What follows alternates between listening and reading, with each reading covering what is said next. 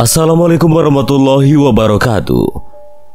Selamat datang di channel Kang Slamet. Kali ini Kang Slamet akan menceritakan sebuah kisah yang berjudul Wangsa Wariningrat Adharma Wangsa.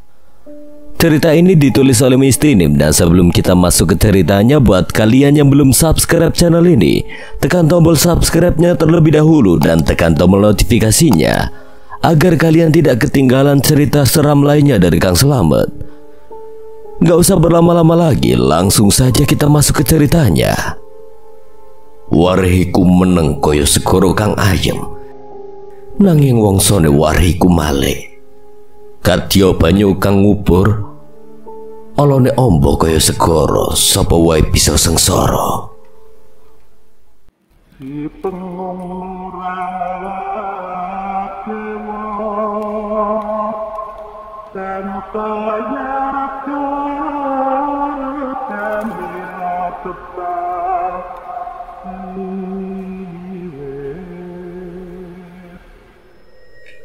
Ketakutannya bertambah saat melihat beberapa barang sudah berjatuhan. Entah apa yang baru saja terjadi dengan Pak Samsudin di dalam.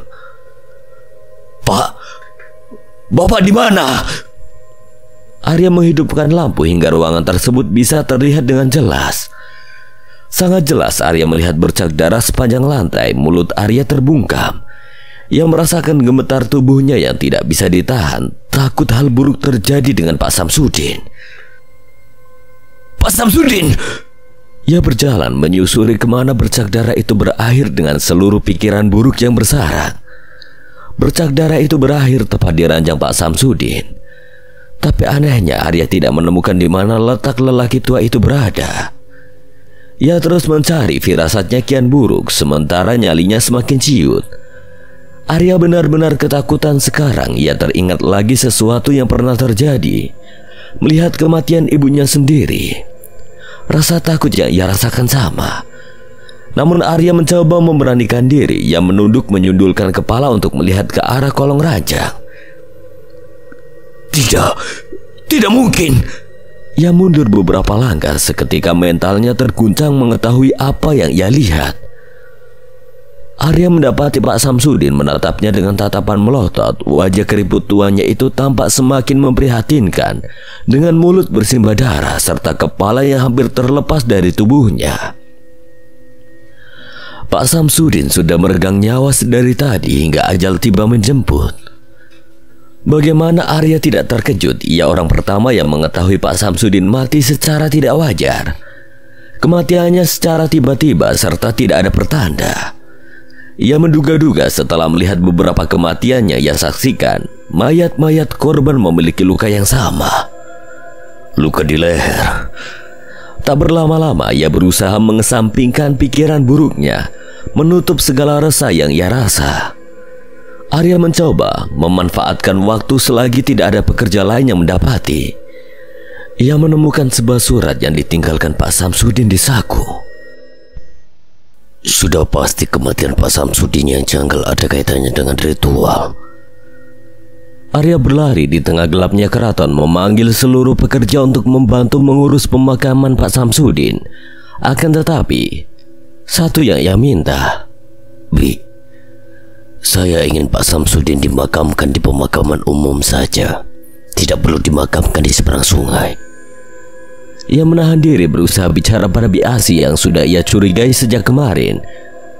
Namun Bi Asi segera menepis. Kenapa saya harus menuruti maumu? Kamu sudah lihat sendiri kan siapa yang menjadi korban. Harusnya kamu tahu kalau orang seperti Pak Samsudin harus dimakamkan di sini. Apalagi dia orang kepercayaan Gusti. Pergilah kalau tidak mau membantu. Bi Asi mendorong Arya. Bi Asi pergi membawa seluruh sesajen untuk ritual pemakaman. Kini ia lihat gelagat wanita tersebut berbeda jauh dari yang pertama ia kenal. Di sisi lain Arya merasa semakin curiga. Dedauhan, bukannya itu ritual untuk menolak bala, kenapa malah memakan tumbal lagi? Ia mencoba mengingat segala hal yang pernah Pak Samsudin katakan, tapi sama sekali tidak menjawab rasa penasarannya. Apalagi kini pupus harapan Arya untuk mencari tahu lebih tentang keraton tersebut. Kematian Pak Samsudin menutup akses Arya dalam rencana meruntuhkan keluarga Ningrat. Malam itu juga para pekerja diminta berkumpul kembali untuk ritual pemakaman Pak Samsudin. Namun Arya malah mengasingkan diri. Ia terduduk di sudut taman sambil memperhatikan kunci ruangannya ia genggam. Pikirannya berkecamuk, ia resah serta bingung harus berbuat apa. Kematian Pak Samsudin yang tidak wajar turut memukul hati Arya. Cuma aku yang bisa mencari tahu. Ya, sebelum Panji tiba di sini, aku harus memastikan semuanya. Ia merebahkan diri di atas kursi kayu yang terpajang rapi sambil menyeka air mata. Sebenarnya ia terguncang atas kematian Pak Samsudin yang tidak wajar serta mengundang rasa penasaran. Walau ia tahu ritual dedauhan itu memang mencurigakan atau mungkin hanya akal-akalan keluarga Ningrat untuk mencari tumbal selanjutnya. Pak Samsudin bilang ritual yang diadakan karena tagih sumpah. Tapi berupa apa? Apa yang akan terjadi dengan mereka? Lama ia berdiam diri di sana sambil merasakan hembusan angin yang semakin dingin menyapu kulitnya. Dari kejauhan ia lihat segerombolan pekerja sudah mengangkat keranda dari keraton utama. Arya segera bangkit, ia berlari mengendap-endap mengikuti kemana para pekerja itu membawa jenazah Pak Samsudin. Sejauh ini ritual yang ia saksikan masih sama seperti sebelumnya. Di tengah para pekerja, Biasi turut serta memimpin jalannya ritual yang semakin aneh, yang tidak terduga dan lebih mengejutkan. Pak Samsudin tidak dimakamkan di seberang sungai, tetapi dimakamkan jauh di dalam hutan tertutup pepohonan bambu. Mata Arya memperhatikan dengan jelas beberapa nisan ditutupi kain hitam ada di sekitar sana. Begitupun Pak Samsudin, setelah jenazah berhasil dikuburkan, nisannya ditutup kain hitam. Namun yang lebih aneh, orang yang dimakamkan di sana bisa dihitung oleh jari. Apa mereka para pekerja kepercayaan Gusti? Arya terus memperhatikan mereka yang belum beranjak dari sana. Malam semakin larut. Beberapa pekerja sudah meninggalkan pemakaman, tersisa Biasi seorang. Entah apa yang akan ia lakukan, tapi yang jelas ia tidak menyadari keberadaan Arya sedari tadi mengintai. Dari kejauhan Arya bisa melihat kejanggalan dari gerak-gerik Biasi yang masih berdiam diri di sana. Kini apa yang akan ia saksikan jauh lebih mengerikan. Biasi membongkar makam Pak Samsudin secara brutal, hanya dengan tangan kosong. Bahkan Arya tidak bisa menerka apa yang sedang dicari oleh Biasi hingga harus berbuat demikian. Di samping itu Arya hanya diam terus memperhatikan. Ia tidak ingin seluruh rencana yang sudah disusun gagal. Meski ia marah dan tidak terima, tapi jika ia gegabah, ia tidak akan menemukan petunjuk untuk meruntuhkan mereka. Semakin lama ia perhatikan, Biasi semakin aneh. Di sela-sela desiran angin, ia bisa mendengar dengkuran yang amat kencang dari Biasi. Rupanya yang wanita itu lakukan adalah mengambil tali pocong milik Pak Samsudin. Hal itu pun semakin membuat Arya kebingungan juga, tak percaya dengan apa yang dilihatnya. Setelah Biasi mendapatkan apa yang ia cari, dengan cepat menutup kembali liang lahat tersebut dengan tanah. Raut wajah Biasi sudah berubah, ia tampak pucat ketakutan. Bersamaan dengan siulan angin yang semakin kencang, wanita itu berlari menembus gelapnya malam. Sisa Arya yang tinggal di sana, ia mulai keluar dari persembunyiannya. Aneh, ada yang tidak beres. Perlahan meski ragu, ia tetap berjalan mendekat ke arah gundukan tanah yang masih basah. Ia pandangi satu persatu nisan yang ditutupi dengan kain hitam. Ia tidak mengerti maksud dari semua ini. Untuk apa Pak Samsudin dipisahkan? Lalu untuk apa pula Biasi mengambil tali pocongnya? Semua tidak bisa dicerna oleh Arya. Lama ia menatap nisan tersebut, tidak ada jawaban yang ia dapat di sana. Arya berpikir sejenak, mencoba mengingat rentetan peristiwa yang terjadi sebelum kematian Pak Samsudin. Ketika itu ia berjingkat, matanya membulat, mulut Arya menganga lebar. Ia mengingat sesuatu. Biasi, iya, dia pelakunya. Arya berlari kembali menuju keraton. Kali ini ia tahu maksud dari ucapan Pak Samsudin saat itu. Jangan mempercayai seorang pun termasuk Biasi. Bagi Arya, kematian lelaki tua itu sungguh tidak wajar, apalagi ia tahu seharusnya Biasi lah orang pertama yang menjadi saksi atas kematian pekerja yang ada di sana, bukan Arya. Hal itu semakin memperkuat kecurigaan terhadap Biasi. Dilihat dari gelagat, tingkah, serta apa yang ia lakukan tadi pasti ada kaitannya dengan Gusti. Terlebih ia adalah orang kepercayaan, mungkin ia lebih tahu cara untuk menusuk dari belakang. Baru beberapa hari Arya bekerja di keraton yang ia harap menjadi tempat pelipur lara, tapi yang ia dapat berbeda. Setelah bekerja di sana, berbagai kejadian tidak mengenakan sudah ia saksikan. Berulang kali ia berusaha mencerna setiap kejanggalan yang ia temukan.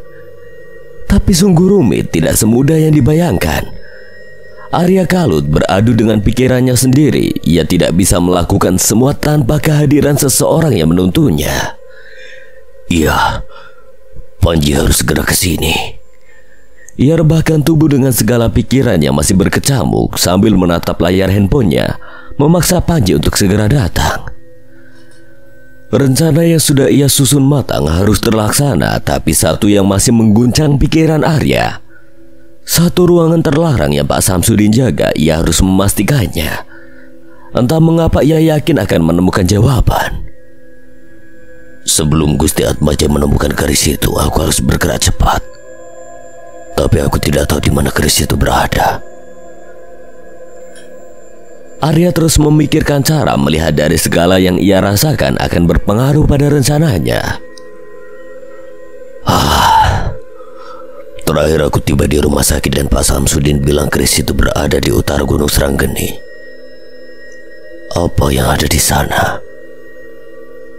Bagaimanapun itu, besok aku harus memastikan. Malam telah berganti pagi, tapi sunyi masih merajai.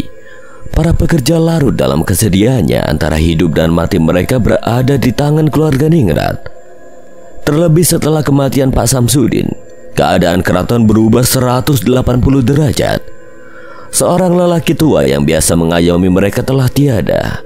Tersisa satu orang yang Gusti anggap sebagai kepercayaannya.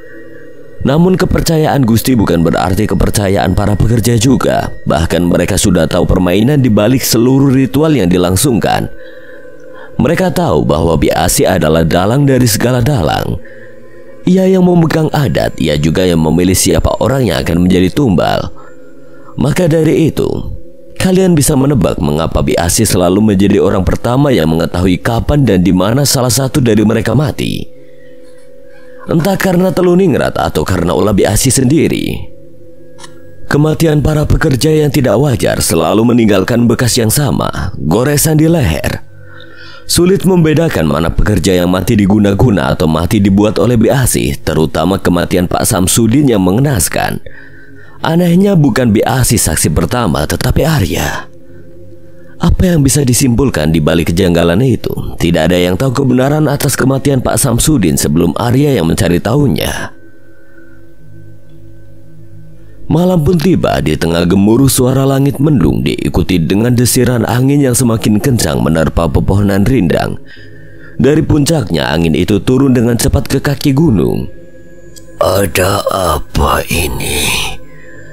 Pandangan mata Bah Ahmad tertuju lurus pada Gunung Seranggeni. Perasaan buruk ini datang. Tak biasanya yang menyimpan banyak rahasia mengamuk jika tidak ada sebab. Di sisi lain, lantunan ayat suci Al-Quran masih terdengar bersautan tiada henti. Tak ingin kalah dengan gemuruh yang datang, ketika itu pula padepokan dikejutkan. Salah satu murid berlari terbirit-birit ke arah Bah Ahmad. Wajahnya tampak kelelahan dengan nafas terengah-engah. Bah Ahmad mengerenyit sebelum muridnya membuka suara. Ada apa kamu lari-lari begitu? Pemuda itu berkecak pinggang, salah satu tangannya mengarah ke belakang. Itu di sana ada orang pingsan, Bah. Ia menunjukkan ekspresi ketakutan. Mata Bah Ahmad mendelik, mulutnya terbuka lebar. Yang benar saja, malam-malam begini untuk apa orang datang? Ia setengah terkejut, langsung bergegas menjumpai seseorang yang dikatakan pingsan. Namun kini firasatnya berkata buruk. Tidak biasanya ada orang bertamu di tengah malam dari kejauhan. Bah Ahmad membicingkan mata berusaha memusatkan pandangan ke arah jalanan yang menjorok tajam. Jalanan bebatuan itu ia lewati dengan perlahan sambil menerka-nerka siapa gerangan yang ditemukan oleh muridnya. Ketika itu pula ia mulai mendapati Sigit berada dalam kerumunan di tepian jalan. Bah Ahmad mempercepat langkah memastikan seseorang yang tengah terkapar tak berdaya. Git, ada apa ini? Sigit pun menarik tangan Bah Ahmad beberapa langkah menjauh dari para murid yang masih mengurus orang tersebut. Berulang kali Sigit menoleh memastikan tidak ada seorang pun yang mendengar percakapan mereka. Sambil menggaruk kepala, Sigit mulai bercerita. Sigit juga tidak tahu, Bah. Tadi dipanggil anak-anak untuk mendekat, rupanya ada orang pingsan. Tapi ia tak melanjutkan. Kali ini ia mengusap tengkuk yang terasa sejuk.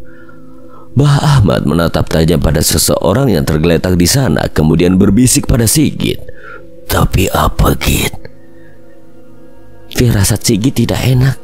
Tapi bukan ingin suudzon, Bah. Hanya saja aneh, beberapa bulan ini tidak ada orang yang berkunjung ke padepokan. Tiba-tiba saja orang itu sampai kemari. Lalu apa tujuannya? Ya, Sigit benar. Bah Ahmad pun berpikiran hal yang sama dengannya. Setelah kedatangan Panji, tidak ada yang berkunjung lagi ke padepokan. Memang bukan waktu kunjungan. Lalu untuk apa seseorang sampai tergeletak tepat di jalan utama padepokan jika tidak bertujuan untuk pergi ke sana? Bah Ahmad berdeham, ia menepuk pundak Sigit sambil mengangguk. Abah tahu kekhawatiran kamu. Abah juga merasakan hal yang sama, tapi biar kita cari tahu nanti. Bawa dia ke padepokan, obati dulu. Mereka segera menggotong seorang lelaki berpakaian serba lusuh dengan wajah yang tampak tidak terurus. Anehnya lelaki itu tidak membawa apa-apa jika memang bertujuan ke padepokan. Mencurigakan juga, tampangnya seperti orang gila. Bah Ahmad menatap tajam ke arah orang asing yang sudah tergeletak di atas ranjang. Seorang lelaki dengan baju compang-camping serta wajah yang kusam, tapi hanya tampak seperti polesan. Entah mengapa ia ragu, satu jarinya hendak mengusap wajah lelaki tersebut selagi tidak sadarkan diri. Akan tetapi segera ditepis, lelaki tersebut membuka mata perlahan yang membuat Bah Ahmad berjingkat. Di mana saya? Di padepokan Singaraja. Kamu tergeletak di pinggir jalan, makanya kami bawa singgah kemari. Bah Ahmad tampak tenang. Meski begitu, kedua bola matanya menatap jeli, berusaha mencari letak janggal yang dibawa oleh lelaki yang ada di hadapannya. Sigit, buatkan teh hangat untuknya, dia sudah sadar. Siapa namamu? Untuk apa kamu tiba di sekitar sini? Pertanyaan yang langsung terlontar dari bibir Bah Ahmad. Sementara itu lelaki yang ada di hadapannya tampak gelagapan. Dengan pandangan mata yang memutar ke segala arah, ia pun menjawab dengan gugup pertanyaan tersebut. Saya Tejo, saya juga nggak ingat mau kemana. Sambil tersenyum getir, ia pun mengenalkan diri, namun senyumannya sekejap hilang. Seorang lelaki tua berjanggut putih yang ada di hadapannya begitu menakutkan, bahkan ia langsung dibuat gemetar dengan pertanyaan yang enggan ia jawab sekarang. Ya sudah, minumlah dulu sambil beristirahat. Panggil anak-anak saja kalau butuh sesuatu. Saya keluar dulu, mari. Sigit yang baru saja tiba langsung dibuat keheranan. Ia segera memberikan secangkir teh hangat yang diminta, kemudian beranjak menyusul ke arah Bah Ahmad pergi. Diminum dulu, mari. Dari kejauhan ia melihat Bah Ahmad menatapnya dengan tatapan tajam tanpa berkedip. Mendapati sesuatu yang tidak mengenakan membuat Sigit segera menyusul. Terbirit-birit ia menghampiri Bah Ahmad yang sudah berdiri di tepi sungai. Deru suara sungai beradu dengan desir angin yang mengguyur dedaunan, mengayun tanpa henti bergoyang ke sana kemari. Tampaknya malam itu Gunung Saranggeni murka dengan memberi sejumlah pertanda. Entah apa yang ingin mereka sampaikan, namun ada hal besar yang akan terjadi di depan. Satu batu kerikil Bah Ahmad lemparkan langsung hanyut mengikuti arus sungai. Wajahnya mendongak tinggi ke arah puncak sambil bersiul pelan. Sigit, lihat itu. Ia menunjuk ke arah hutan gelap tanpa penerangan. memaksakan Sigit untuk fokus menatap apa yang ada di dalam sana. Tapi sungguh gelap, tidak ada cahaya yang dapat menembus payung hutan. Ada apa, Bah? Sigit keheranan, ia masih berusaha melihat sambil memicingkan mata, tapi nihil, tidak ada apapun yang bisa ia tangkap. Bah Ahmad segera terkekeh, kemudian menyentuh pundak Sigit yang membuatnya langsung menoleh. Para lelembut sudah turun. Bakal ada bencana yang datang ke Padepokan, Git. Dengan santainya ia mengatakan hal yang sebenarnya awal datangnya firasat buruk yang ia rasakan. Sigit tertegun menatap Bah Ahmad dalam-dalam seolah tidak percaya dengan apa yang ia ucapkan. Apa bencana itu, Bah? Apa kita bisa selamat? Git, jaga keris yang Panji berikan, jangan sampai lepas sebelum Panji kembali. Bah Ahmad tidak menjawab pertanyaan Sigit. Ia segera berbalik meninggalkan Sigit. Sekiranya firasat buruk itu sudah ia pastikan. Jaga Padepokan, Git. Besok apa harus turun? Ya, alam tidak akan berbuat besar jika tidak ada sebab yang datang. Ia sudah memastikannya sendiri. Para lelembut hutan mulai turun membawa serta gemuruh hujan serta angin yang kencang. Tujuannya hanya satu, menjaga Padepokan. Ketika pertanda buruk itu datang atau 2 hari ke depan sudah bisa dipastikan sesuatu akan mengacaukan Padepokan. Apalagi setelah kedatangan lelaki asing yang bernama Tejo semakin memperkuat pertanda yang ada. Atau mungkin bencana itu datang darinya. Entahlah, yang pasti ini berkaitan dengan kedatangan Panji terakhir kali. Semenjak keris itu dititipkan oleh Sigit, berbagai penolakan serta bentrokan menghantui Padepokan, terutama dari arah selatan, tepatnya Gunung Seranggeni. Berulang kali dentuman energi jatuh di sana membuktikan bahwa keris yang Sigit bawa menyimpan medan yang amat besar. Mungkin satu sihir atau mungkin satu sumpah yang melekat kekal. Mereka tidak akan pernah tahu sebelum menemukan pasti penyebab semua itu terjadi. Aku harus segera bertemu Panji. Firasatku semakin buruk. Para lelembut sudah turun karena merasa terpanggil oleh tuannya. Pertanda itu benar. Ada satu sumpah kekal yang terikat pada benda itu, selain sumpah priai pada Kumbara. Tengah malam, suara riuh kentongan dipukul memecah keheningan keraton dengan seluruh pekerja yang terlelap di ranjangnya. Mereka terbangun. Tak biasa riuh kentongan mereka dengar tengah malam. Harapan tidak ada sesuatu yang membahayakan, satu persatu pekerja bangkit sambil membuka pintu kamarnya. Mata yang masih berat terpejam dipaksa untuk terjaga. Di mulut kamar mereka memperhatikan beberapa orang sibuk membangunkan. Beberapa yang lainnya sudah berkumpul di halaman keraton utama. Begitu juga Arya, sambil menoleh ke kanan dan ke kiri memastikan seluruh pekerja di mes sudah keluar. Sesekali ia menatap lama kamar Pak Samsudin yang kematiannya masih menyisakan tanda tanya. Tidak ada titik terang yang ia dapat tepat setelah ia pulang dari pemakaman, terlebih tentang apa yang biasa lakukan tempo hari. Lamunannya buyar, pundak Arya ditepuk oleh satu pekerja yang membangunkan. "Mas Arya, ayo kumpul. Gusti ingin mengumumkan sesuatu." Namun Arya masih terdiam sambil mengusap-usap mata. Ia belum sepenuhnya tersadar. "Ada apa? Harus banget malam-malam begini, Kang?"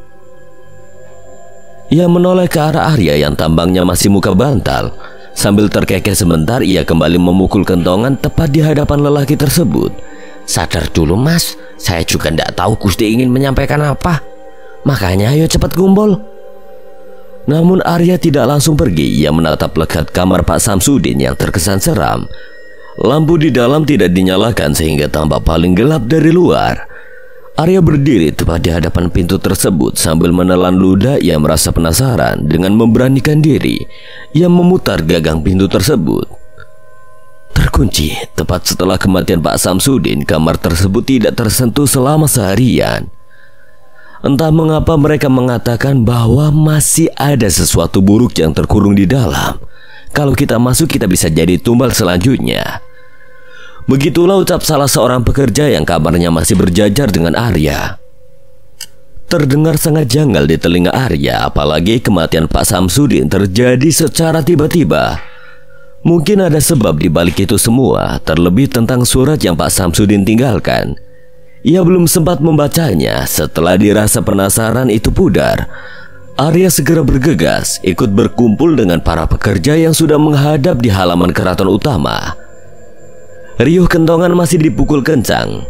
Aliran listrik dimatikan sehingga keadaan keraton jadi remang-remang.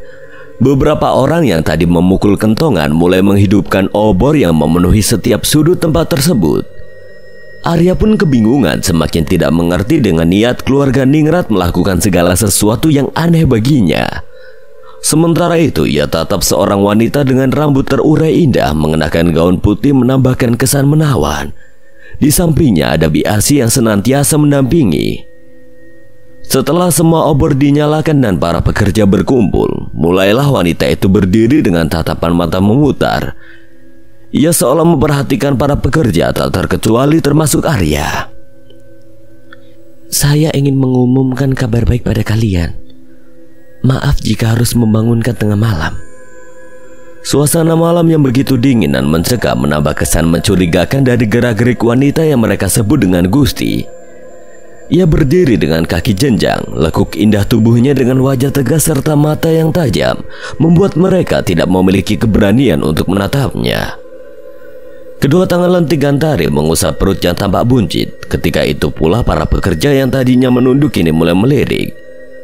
Mereka berbisik pada seseorang yang ada di sampingnya, menerka apa yang akan Gantari umumkan tepat di tengah malam di samping itu. Arya mencuri pandang ke arah gerbang keraton yang tinggi menjulang. Tampak tak asing baginya. Seseorang berjubah hitam berlalu lalang di depan sana. Siapa? Arya bertanya-tanya, tidak menghiraukan apa yang akan Gantari umumkan. Dari dalam keraton utama, suara menggelegar terdengar, sontak menghentikan bisik-bisik pekerja yang mulai terdengar. Setelah gong dipukul, mereka segera terdiam lalu kembali menunduk sambil bersimpu di hadapan Gantari. Malam yang indah untuk mengumumkan hal yang membahagiakan. Mulai hari ini setiap malam lampu di keraton harus dipadamkan, karena Yang Widi telah menitipkan hal paling besar bagi kelangsungan keraton. Tepat 3 bulan saya mengandung seorang anak yang akan menjadi penerus bagi keraton ini. Seperti yang kalian tahu, tradisi kami untuk menjaga seorang bayi harus memadamkan lampu setiap malam. Saya harap dengan ini kalian mengerti. Tidak ada yang gegabah. Hening, tidak ada sedikit pun suara yang keluar dari para pekerja. Mereka saling berpegangan tangan menahan isak tangis yang hampir keluar, bukan tangis bahagia atas kabar yang diberikan, melainkan tangis karena akan datang sebuah petaka yang lebih besar, tepatnya kematian. Mereka tahu ritual yang dilakukan sebelumnya akan menjadi bekal lahirnya seorang iblis penerus keluarga Ningrat. Lalu ketika sang Gusti benar-benar mengandung, maka akan terjadi lonjakan astral semakin besar. Para lelembut dari hutan dipanggil melalui ritual yang sebelumnya dilakukan, bertambah banyak hingga Teluh Ningrat akan menemukan Tuan sebagai tumbal. Hingga 9 bulan bayi itu lahir. Sebuah kelahiran yang akan menjadi awal tumpah darah, musibah ada di mana-mana. Desa di sekitar keraton akan kehilangan hasil panennya, bahkan kematian beruntun tidak akan berhenti meneror warga. Semua yang telah terjadi tidak bisa dihentikan meski mereka berusaha sekuat tenaga. Tidak ada yang bisa keluar dari sana. Kalaupun nekat, maka akan tetap terikat dengan Teluh sekaligus. Sejak awal mengabdi, jiwa mereka memang sudah diikat melalui weton yang mereka sebut dengan sukarela pada Sang Gusti. Sekarang tinggal menunggu darah wangi yang selanjutnya menjadi Teluh Ningrat setelah Pak Samsudin. Pengumuman itu berakhir, para pekerja dengan berat pikirannya kembali menuju mes masing-masing, mencoba merebahkan tubuh yang terasa tidak ingin lelap meski sudah bekerja seharian. Mereka larut dalam ketakutan. Keraton yang dilanda kegelapan akan dipenuhi oleh para lelembut hutan yang berkeliaran mencari tumbal. Setelah Pak Samsudin tiada, harapan mereka untuk bebas telah sirna. Tidak ada seberkas cahaya yang menjadi penolong bagi mereka sekarang. Di sisi lain, Arya tidak kembali ke dalam kamarnya. Ia berdiam diri menikmati udara malam yang terasa menusuk tulang. Di sudut taman, ia merenung sembari duduk di sebuah pendopo luas. Seketika ia teringat akan Pak Samsudin. Lelaki tua itu harapan satu-satunya Arya yang telah sirna. Sambil menunduk lesu, ia mengeluarkan secari kertas dari kantongnya. Kertas yang sudah lusuh dengan bercak merah yang mulai kering. Sekejap mata Arya terbuka, ia mulai menegakkan punggung. Ia baca pelan isi surat yang dimana Pak Samsudin memberikan pesan tentang keberadaan Gusti Atmaja sekarang. Selain itu, ia menyebut saat malam setelah ritual dedauhan ia ditepuk oleh seseorang. Perawakannya tinggi gagah dengan rambut belah tengah. Lelaki itu seumuran dengan Arya dan ia menanyakan tentang keberadaan Arya. Namun Pak Samsudin tidak sempat menanyakan namanya, hanya saja ia meminta lelaki itu untuk datang lagi keesokan hari. Setelah membaca habis surat tersebut, Arya langsung menoleh ke sembarang arah. Matanya berpencar mencari seseorang yang Pak Samsudin katakan. Jangan-jangan yang tadi. Apa mungkin Kumbara? Tapi kata Panji dia sudah mati. Pikirannya mencoba menerka siapa gerangan seseorang yang datang mencarinya. Tidak mungkin tidak memiliki tujuan jika sampai tahu keberadaan Arya sekarang. Sudah pasti ia mengenal serta mengetahui sejak lama bahwa Arya bekerja di sana. Tapi siapa? Tepat ketika Arya memusatkan pandangan ke arah gerbang tinggi menjulang, satu lemparan kerikil mengenai tepat ke lengannya. Arya segera beranjak dari duduk, menantang sosok misterius yang bersembunyi di balik tembok pembatas. Keluar kau! Untuk apa datang mencariku? Namun tidak ada jawaban dari luar. Batu kerikil itu pun kembali dilemparkan berkali-kali hingga membuat Arya geram. Ia berlari mengikuti dari mana lemparan itu berasal. Tepat saat ia berdiri di hadapan gerbang keraton, lelaki berjubah hitam itu muncul. Ia segera melepas tudung yang menutup hampir seluruh wajahnya. Lelaki itu pun tersenyum yang membuat Arya sangat terkejut. Panji! Ia begitu senang mendapati seseorang yang ada di hadapannya sekarang. Arya segera menggapai tangan Panji meski mereka dipisahkan dengan pembatas gerbang besar. Jadi kamu sudah di sini sejak kemarin. Kenapa nggak ngabari? Sebelum aku jawab pertanyaanmu, apa aku bisa masuk dulu? Masalahnya bukan aku yang membawa kunci gerbang. Kamu manjat aja bisa nggak? Panji mendengus kencang sambil mendongak menatap pembatas tembok yang sangat tinggi. Bisa-bisa aja, tapi bakal sakit kalau jatuh. Ayolah cepat. Gusti bisa tahu kalau kamu terlalu lama. Tidak ada pilihan lain, Panji segera mengiyakan sambil berusaha memanjat tembok. Sementara Arya menunggu di sudut taman berjaga selagi tidak ada orang. Panji terjun bebas mendaratkan tubuh dengan kedua kaki yang menjadi tumpuan. Napasnya ngos-ngosan. Panji hampir mempertaruhkan nyawa untuk masuk ke sana. Sini duduk. Arya yang sudah terduduk santai di atas pendopo segera menawarkan tempat ternyaman. Akan tetapi Panji malah terdiam memperhatikan segala penjuru keraton yang gelap tanpa penerangan. Ia pun terheran-heran sedangkan Arya bersikap sebaliknya, sangat santai seperti sudah terbiasa dengan keadaan keraton yang remang-remang. Sambil terduduk, Panji meneguk sebotol air yang ia bawa. Ngomong-ngomong, kenapa keraton gelap begini? Apa sudah biasa setiap malam tanpa penerangan? Mendengar pertanyaan itu tentu membuat Arya terkekeh. Ia juga tidak mengerti dengan aturan konyol di keraton ini. Baru malam ini. Alasannya pun tidak masuk akal, kata Gusti untuk menjaga bayi yang dikandung. Pertanyaanku tadi, kamu sudah datang sejak kemarin? Iya, aku sendirian. Kemarin kakek dapat tamu, jadi kakek dan Pak Ade harus pergi. Tamu? Siapa? Gak biasa seseorang datang ke kakek tanpa sebab. Ya, kamu benar, Ar. Tamu itu Mbak Ahmad namanya. Kiai dari Padepokan. Ada hal penting yang perlu mereka urus. Sungguh satu kebetulan yang nyata. Setelah Panji mengatakan tentang Padepokan, Arya segera mengeluarkan secari kertas yang Pak Samsudin tinggalkan. Tentang Padepokan? Apa kamu tahu di mana Padepokan ini berada? Ar, itu Padepokan tempat di mana Mbak Ahmad tinggal. Apa maksud dari semua itu? Coba ceritakan sejak awal kedatangan kamu kemari. Ia mendapati sebuah tulisan yang menunjuk nama satu padepokan membuat firasatnya semakin memburuk. Terlebih sejak kedatangan Mbah Ahmad ke rumah, ia memberikan pesan yang amat besar.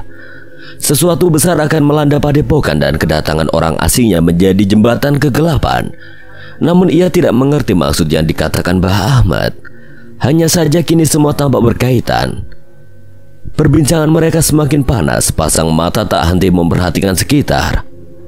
Mereka was-was jika ada yang mendengar, hening merajai keraton yang semakin gelap. Di sisi lain, Arya berbisik sebisa mungkin menyamai suara jangkrik. Ia mulai menceritakan segala kejanggalan setibanya ia di sana. Mulai dari perjanjian, silsilah keluarga Ningrat hingga kematiannya diakibatkan oleh ritual yang mereka lakukan. Semua yang Arya bicarakan membuat Panji tercengang. Aku belum mendapatkan pertanda apapun dari Prabu, tapi silsilah itu membenarkan apa yang terjadi di masa lalu. Kekalahan Prabu Sangkalangit karena pengkhianatan. Panji segera meremas tangan dengan urat yang menonjol. Amarahnya melonjak seketika ketika mendengar satu kebenaran tentang penitisnya. Arya bergumam pelan mencoba mengaitkan seluruh informasi yang ia dapat. Pengkhianatan apa maksudnya? Dewi Maya, nama permaisuri Prabu, dan itu membenarkan ucapan Mbah Ahmad tentang kekalahan yang terjadi karena pengkhianatan.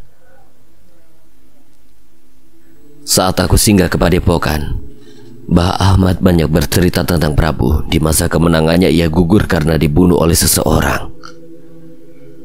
Tapi tidak ada yang percaya kalau Dewi Maya yang melakukan. Kemudian kerajaan masuk di masa kekosongan. Kematian Prabu Sangkalangit membawa sumpah besar bagi keberlangsungan hidup Dewi Maya. Dan sudah terjawab karena silsilah buku itu, Arya tertegun sejenak. Setelah kematian Prabu, Dewi Maya menikah dengan anak Gandruna. Apa itu maksudmu? Ya, kamu benar. Hingga terbentuk kepemimpinan yang seperti sekarang, yang dahulu mereka sebut dengan Wangsawadi Ningrat. Rupanya ia kembali terlilit dengan kelam masa lalu yang masih menyisakan sebuah tanda tanya yang harus ia temukan jawabannya. Setelah beberapa hal yang ia lalui membuktikan bahwa hidupnya menjadi seorang peniti sang Prabu. Dengan itu, seluruh memori masih tersimpan, untayan benang terikat kuat hingga membawanya ke masa sekarang. Meski terlampau jauh beberapa abad silam, ia masih harus berurusan dengan perkara-perkara yang mulai terlihat jelas. Kalau begitu, sumpah terakhir yang Prabu berikan pasti yang membuat keluarga Ningrat mencari tumbal untuk melanjutkan keturunan. Berarti ritual itu berhasil. Gusti sedang mengandung. Mereka bakal terus mencari tumbal demi melahirkan penerus, Tapi masalah kita jadi lebih besar sekarang. Kamu bilang jangan sampai Gusti menemukan keris pemata sumpah itu, bukan? Arya segera mengangguk, tatapannya tertuju tajam pada Panji sekarang. Ia kagum dengan kecerdasan lelaki tersebut. Ia membuka lembaran-lembaran hitam yang sulit Arya pecahkan. Keris itu adalah keris yang dibawa oleh Kumbara. Kamu ingat? Mata Arya segera terbelalak. Tidak menyangka bahwa semua berhubungan sampai seluas itu. Sungguh? Ya. Sukma yang berhasil membawa keris itu kembali. Tapi priai pemilik keris menyuruhku memberikan pada Sigit, salah satu murid kepercayaan Mbah Ahmad di sana.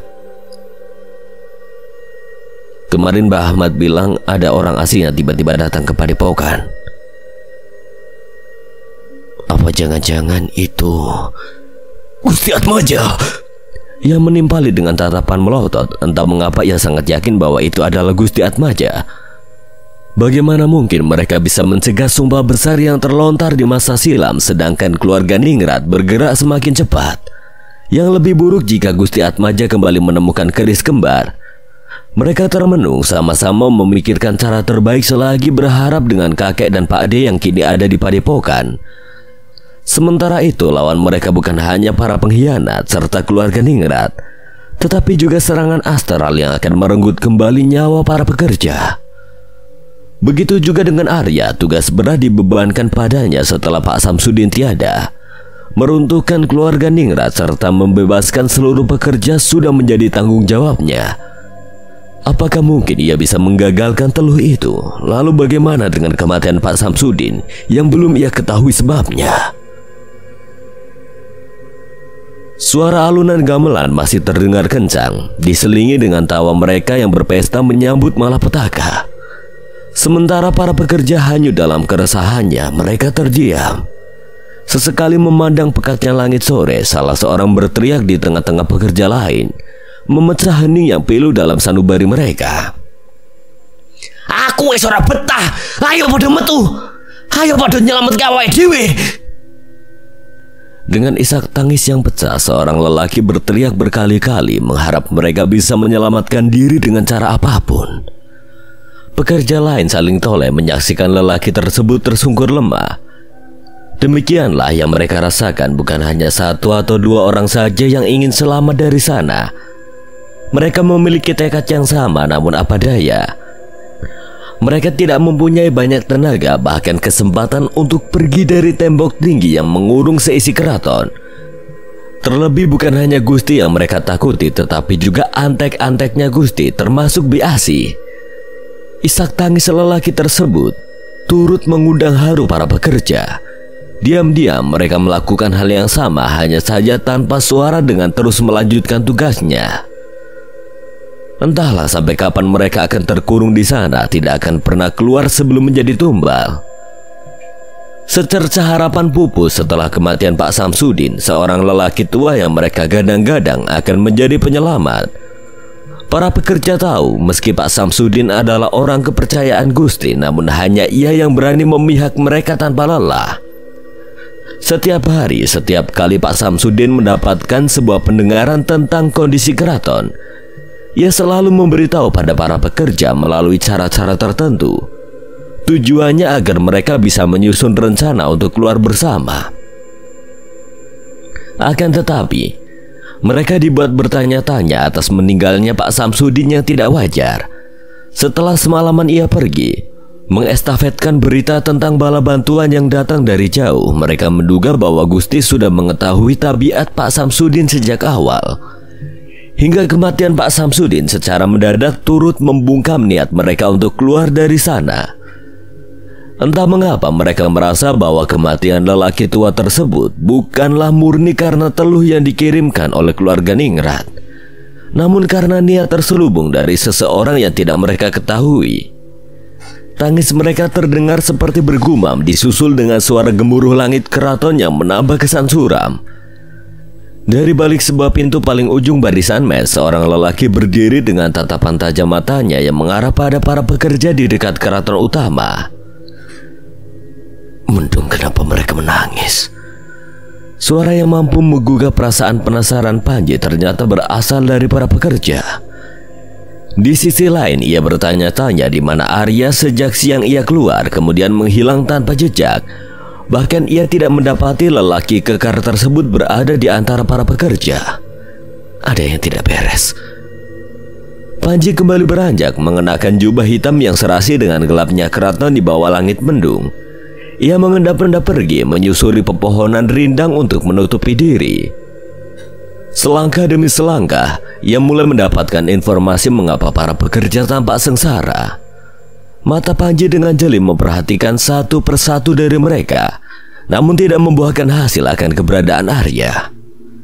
Aku harus lebih dekat untuk mencari tahu apa yang mereka bicarakan. Ia mempercepat langkah menerabas tanaman tinggi serta arca yang bercecer di seluruh penjuru keraton. Ia mendekatkan langkah, bersembunyi di balik pohon yang tidak jauh dari para pekerja berada. Mereka yang bertugas menjaga serta mengurus di luar keraton utama berkumpul, mengerumuni seorang lelaki yang sedari tadi berteriak. Beberapa pasang mata langsung mengarah pada lelaki tersebut. Di sana ia asik menjelaskan sesuatu yang tidak dapat didengar oleh Panji. Namun tampaknya mereka sedang membicarakan sesuatu yang penting. Ada sekitar 10 orang yang berkumpul lalu bertambah banyak. Wajah mereka tampak serius menyimak lelaki tersebut berbicara dengan gestur tangannya. Sebisa mungkin suara mereka lebih pelan daripada suara gamelan yang masih berkumandang di dalam. Sulit kalau mereka bicaranya pelan. Gimana aku bisa tahu apa yang mereka bicarakan? Tidak ada yang bisa kita andalkan sekarang. Pak Samsudin sudah tiada. Kalau kita ingin keluar, kita harus bisa bersatu. Mereka mengangguk pelan. Harapan yang tadi pupus kini tumbuh kembali. Mereka harus bisa mencari cara lain sebelum keturunan keluarga Ningrat lahir. Apalagi Gusti Atmaja sudah menemukan keris kembar pematah sumpah. Akan semakin sulit jika ritual selanjutnya berlangsung lagi. Di tengah perbincangan mereka, seorang lelaki berjubah hitam datang dengan perawakan gagah yang mendekat tanpa ragu. Para pekerja segera berjingkat mengira bahwa lelaki tersebut adalah utusan Gusti. Ampun jangan bunuh kami. Kami hanya ingin pergi dari sini. Seketika angin kencang berhembus dari hutan, saking kencangnya hingga menerbangkan beberapa benda yang ada di sekitar mereka. Begitupun dengan tudung yang menutupi hampir seluruh wajah Panji. Terhempas, rambut hitam legamnya terurai indah. Lelaki itu terdongak menampakkan wajahnya yang rupawan. Para pekerja yang melihat pesona Panji langsung berbinar. Mulut mereka menganga lebar, tidak pernah melihat seseorang seperti Panji di keraton sebelumnya. Maaf saya mengejutkan kalian. Kamu siapa? Kenapa kami tidak pernah melihat pekerja seperti kamu di sini? Bukannya pekerja terakhir yang diterima Gusti adalah Mas Arya? Lalu kamu siapa? Pertanyaan tersebut berturut-turut Panji dapatkan. Entah bagaimana ia harus menjelaskan, sedangkan kedatangannya saja sebagai orang tidak dikenal. Ya, saya tahu siapa Arya dan saya kerabatnya, Panji. Untuk apa kamu kemari? Apa kamu dan Arya suruhan Gusti? Salah seorang dari pekerja bangkit, raut wajahnya mengisyaratkan ketakutan yang mendalam. Dengan gemetar ia bertanya pada Panji. Sejenak Panji terdiam. Akan sangat panjang jika ia harus menceritakan dari awal kedatangan Arya. Tidak ingin membuang waktu lama, Panji mencekal tangan lelaki yang ada di hadapannya. Ia membawanya pergi sedikit menjauh agar riuh suara mereka tidak didengar oleh Gusti. Di balik sebuah tembok bangunan keraton, keduanya bicara empat mata, saling beradu pandang. Mereka was-was memperhatikan sekitar. Jangan sampai mereka tahu kedatangan saya kemari. Saya Panji. Kedatangan saya kemari karena panggilan dari Arya, salah satu pekerja baru di sini. Baik, saya Barjo. Tapi untuk apa Mas Panji kemari? Lalu kemana Mas Arya? Ada sesuatu yang harus saya selesaikan di sini, tapi saya tidak bisa kalau sendiri. Lalu tentang Arya, sejak siang dia keluar mes, tapi saya tidak melihat batang hidungnya lagi. Mas Barjo tahu di mana letak ruangan terlarang yang dijaga Pak Samsudin maksudnya, Mas. Benar, Arya bilang dia pergi ke ruangan itu, tapi setelahnya tidak kembali. Apa urusan kalian kemari? Apa benar kalian bukan utusan Gusti? Panji tak mengira apa yang dipikirkan Barjo sekarang. Bahkan ia tidak tahu menahu sesuatu yang membuatnya marah. Panji segera menggenggam kedua tangan Barjo dengan erat. Tatapan matanya berubah tajam. Jangan lancang seperti itu, Mas. Tujuan saya baik, hanya ingin membantu kalian keluar dari tempat terkutuk ini. Barjo terdiam, ketakutan mendapatkan tatapan maut dari seseorang yang ada di hadapannya. Entah mengapa ia merasakan aura yang berbeda. Panji bukan sembarang orang yang datang ke sana tanpa sebab. Seketika Barjo bersimpuh. Maaf, ampuni saya. Tolong keluarkan kami dari sini. Apakah kalian adalah penolong yang dikatakan Pak Samsudin? Cepat bicara jujur, saya hanya takut nyawa kami direnggut lagi. Sudah bangun. Bukan waktunya menangis sekarang. Saya perlu tahu di mana keberadaan Arya.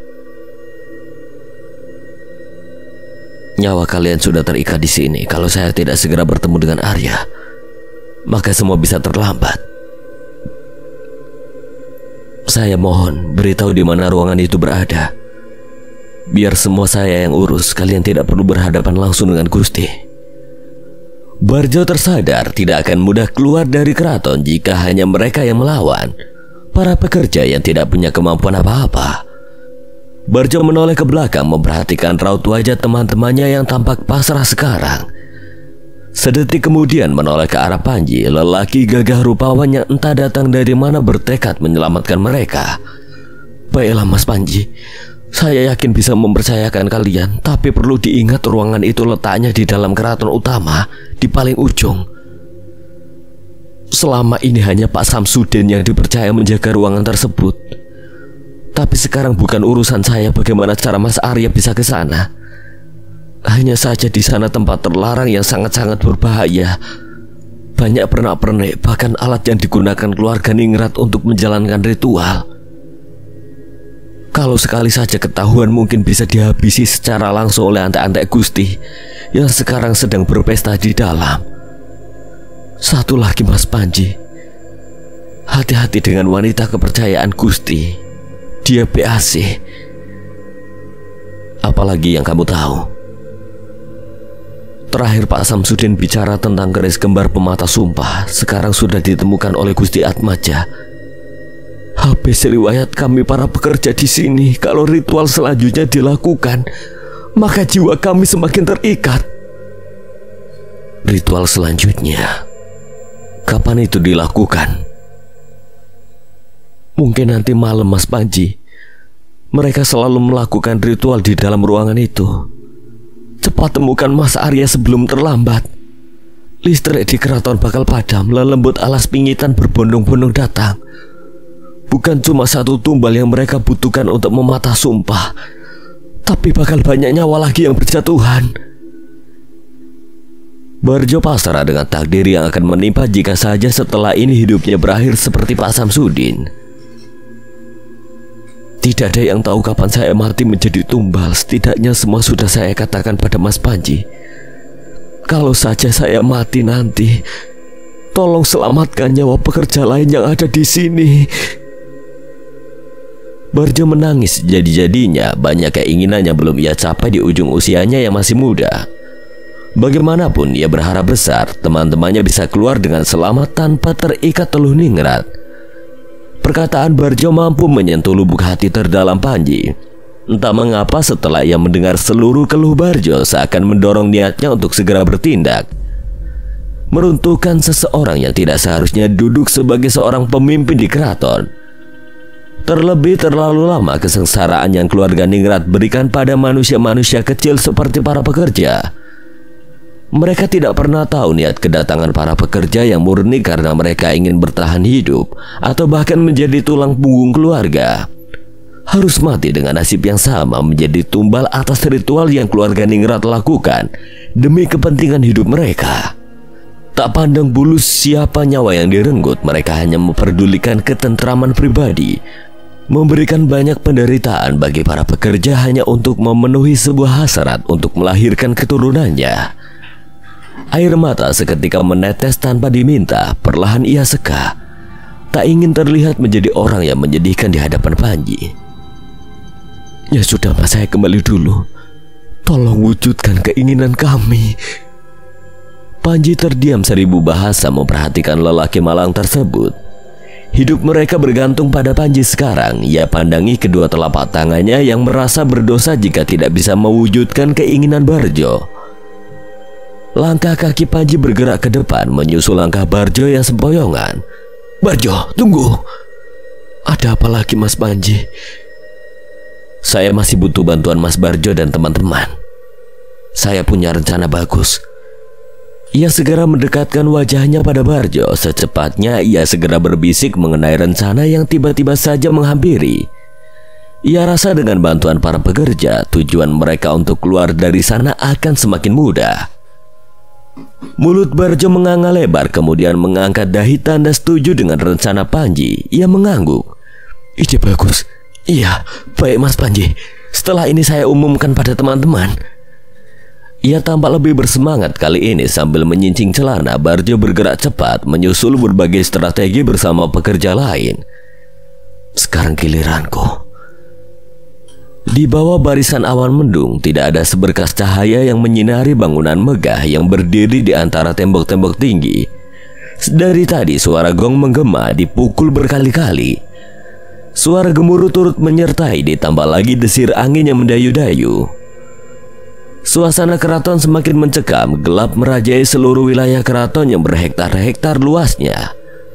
Entah sampai kapan kegelapan akan mengepung. Para pekerja sudah berlarian menatap kilatan petir yang dibawa oleh awan pekat. Bak sebuah payung menutupi hampir seluruh keraton dengan mendung. Ayo masuk, sebentar lagi lelembut akan menyergap. Kentongan dipukul, sorakan antek-antek Gusti membuat para pekerja menyudahi tugasnya. Mereka segera berlarian masuk ke dalam mes tanpa suara. Di sisi lain, Barjo masih terdiam bersembunyi di sisi pendopo yang dekat dengan keraton utama. Perlahan ia melirik ke arah gerbang tinggi yang menutup akses utama untuk keluar. Sebuah gembok besar masih tertanam pada kerangka besi. Harusnya sebentar lagi penjaga gerbang datang. Ia memicingkan mata sambil mengendap-endap untuk bersembunyi dari seseorang yang ia tunggu-tunggu. Itu dia. Barjo berjongkok sigap menggenggam parang yang ia sembunyikan di balik baju, menanti saat-saat yang tepat untuk menyerang dua anak buah Gusti yang bertugas menjaga gerbang. Ia tak gentar meski seorang diri, tapi ia adalah orang yang dipercaya oleh Panji. Tekad Barjo tidak membuat mentalnya lemah. Bagaimanapun keinginan untuk keluar dari sana jauh lebih besar daripada rasa takutnya. Kalau Pak Samsudin saja rela menubalkan nyawa demi menyelamatkan para pekerja, maka aku juga bisa. Setidaknya namaku akan dikenang walau berakhir sama. Dengan gesit, Barjo pun maju. Langkahnya begitu teratur. Tangan kanannya ia simpan, segera dia angkat bersama parang panjang nan tajam. Ia berhasil mengejutkan kedua anak buah Gusti. Gejolak amarah yang dirasakan serasi dengan gerak tangan yang hendak menyayatkan tajamnya parang pada kulit mereka. Keduanya berjingkat berusaha melarikan diri sebelum dilawan oleh Barjo. Namun kalah lincah dengan Barjo yang berhasil menyayatkan parang tajamnya pada lengan mereka. Weh, kurang ajar, apa maksudmu melawan kami? Gertak salah seorang dari keduanya. Ia gemetar melihat Barjo yang membabi buta mengejar mereka yang berusaha berpindah tempat dengan cepat. Salah seorang lagi meringis kesakitan merasakan betapa dalam sayatan itu Barjo berikan. Tubuh-tubuh gempal mereka hendak melawan, mencoba menyerang dari kedua sisi selagi Barjo lengah. Namun bukan Barjo namanya kalau tidak lihai menggenggam parang. Seorang pedagang ayam yang menjadi abdi dalam itu sudah berpengalaman menggunakan benda tajam. Jelas meski tubuh anak buah Gusti lebih gempal, tapi gerakan mereka lambat. Tak sebanding dengan lincahnya Barjo. Taktik yang ia gunakan mampu menguras tenaga lawan. Hingga mereka tampak kewalahan, tak berhasil menangkap Barjo yang melompat ke sana kemari seperti seekor ayam berlari. Kibatan parang kembali ia tebas, kini mengenai pundak bahkan menjalar ke punggung salah seorang dari mereka. Sontak suara teriakan begitu nyaring memecah keheningan keraton utama. Sungguh sebuah parang kematian bagi mereka. Seorang pekerja yang tak tahu menahu dari mana asalnya mampu melemahkan dua orang utusan Gusti sekaligus.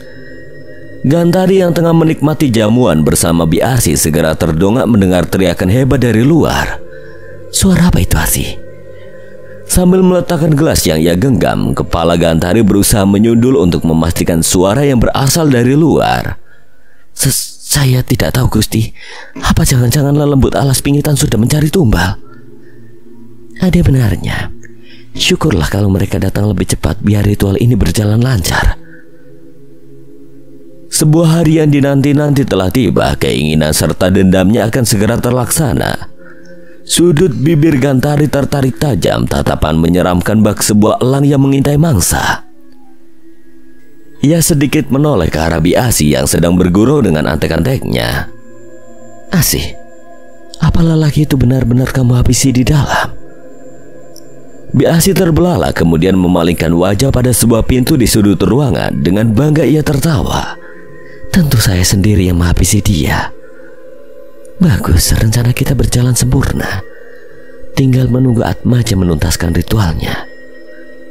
Di sisi lain, dua anak buah Gusti tidak terdengar lagi suaranya. Dengan mudah Barjo membuat mereka kewalahan untuk melawan.